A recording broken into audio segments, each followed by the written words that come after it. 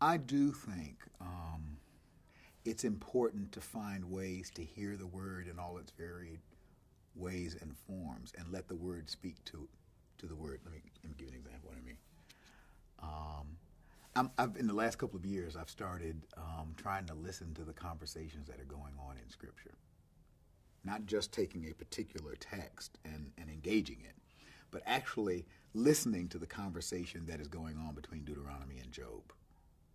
And if you're looking at John 9, about the blind man and who committed sin and all that kind of stuff, there's a conversation within Scripture that's going on right there, and Jesus is making an authoritative proclamation right in that moment.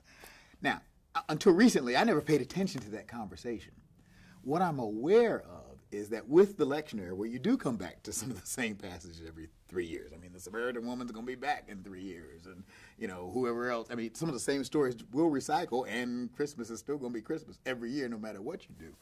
But if you start listening to the conversation that's going on in Scripture, the same old text may be saying some incredibly new and wondrous things when you listen to Luke talking to Matthew.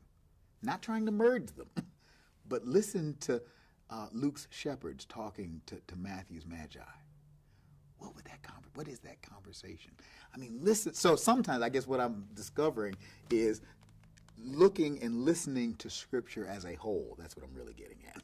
Listening to it as a whole, I think helps us move beyond being stuck with, I'm back at the same passage again this year.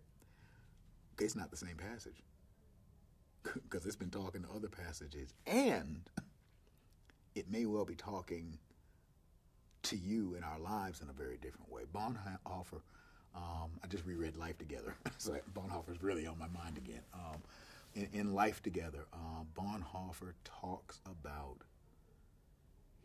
he doesn't say it this way, but hearing the word, not looking for it, but just hearing it and allowing it to speak. And that's why I was talking about, I use those days when I'm just that broader day. I'm just finding that's pregnant, and it comes out in ways I don't expect. I mean, it's not like I come out with a finished product at the end of the day. I don't.